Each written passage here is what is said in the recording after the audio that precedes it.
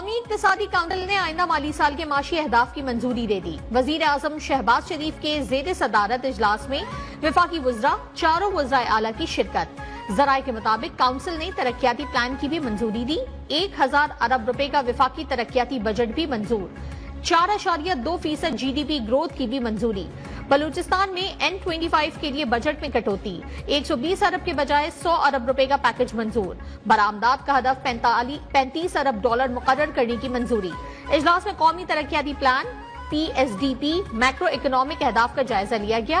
नए माली साल की माशी शरह नमू, ज़राअत, सनत, सर्विसेज टैक्स सेक्टर के अहदाफ की मंजूरी से मुतालिक भी मुशावरत।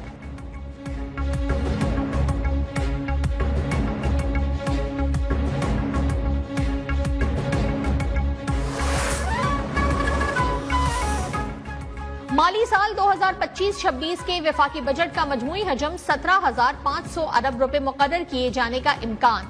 नया बजट का मजमूई हजम गुज़िश्ता माली साल के मुकाबले में 1,300 अरब रुपए कम।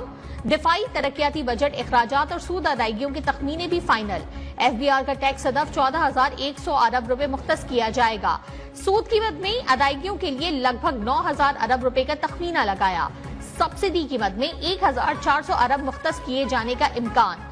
ग्रांट्स कीमत में 1,620 अरब रुपए रखे जाएंगे। छोटी गाड़ियों पर सेल्स टैक्स 12.5% से बढ़ाकर 18% किए जाने का इम्कान। विफाकी वजारतों और महकमों में नई गाड़ियां खरीदने पर पाबंदी।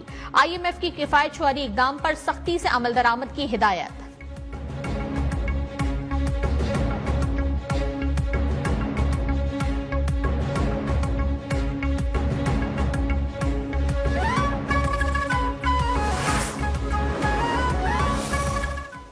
फुल फोकस रखा हुआ है इस चीज पे कि जो मेरे ऑनगोइंग प्रोजेक्ट्स हैं, जो डिले हो कि रिवाइज हो कि अरबों रुपए टैक्स पेयर मनी का जाया हो रहा है, उन पे फोकस किया। जो मेरे मेन ऑनगोइंग 2 प्रोजेक्ट थे वो फुल फंडेड मैंने करवा लिए हैं।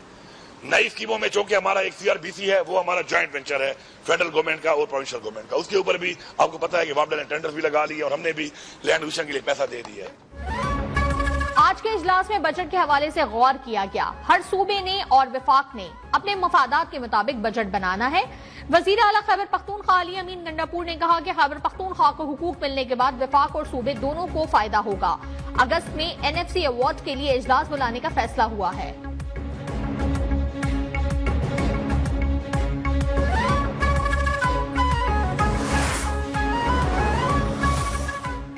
वजीर आजम शहबाज शरीफ और फील्ड मार्शल सैयद आसिम मुनीर कल सऊदी अरब रवाना होंगे। भारत के खिलाफ जंग में हिमायत पर सऊदी वली अहद का शुक्रिया अदा किया जाएगा। भारत के खिलाफ जंग में जराये के मुताबिक विफाकी वज़रा ख्वाजा आसिफ इसहाक डार और अता तारड़ भी वजीर आजम के साथ सऊदी अरब जाएंगे। वजीर आजम ईद सऊदी अरब में गुजारेंगे। भारत के खिलाफ जंग में हिमायत पर सऊदी वली अहद का शुक्रिया अदा करेंगे।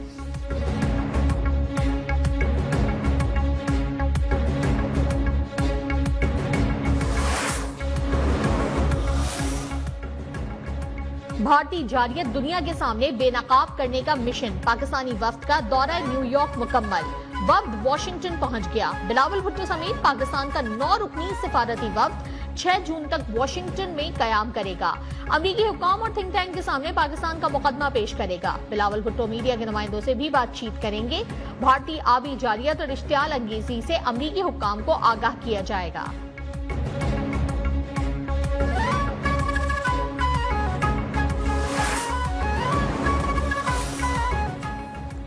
बिलावल भुट्टो की दहशतगर्दों के खिलाफ ISI और भारतीय खुफिया एजेंसी रॉ के मिलकर काम करने की तजवीज।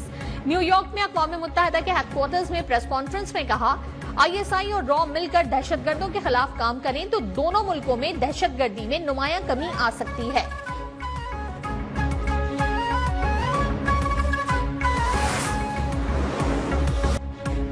भारत का न्यू नॉर्मल दफन हो चुका। मोदी सरकार का खित्ते में तसल्लुत का ख्वाब चकनाचूर हो गया।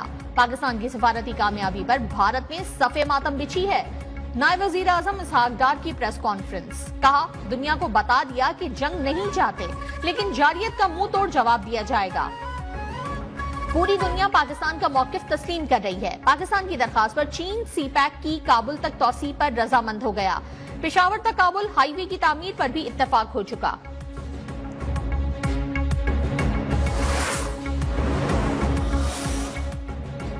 10 मई को पाकिस्तान ने अपने दिफा में भारतीय जारियत का भरपूर जवाब दिया।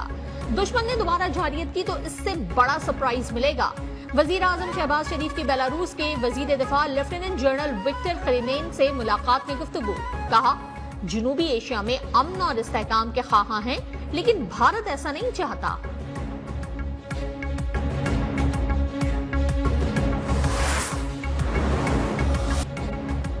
और मुल्क भर की मवेशी मंडियों में गहमा गहमी मोटे और तगड़े जानवर खरीदारों के मुंतजिर। ताकतवर बैल और खूबसूरत बकरे तवज्जो का मरकज। घरों पर लाए गए जानवरों की भी खूब खिदमत जारी।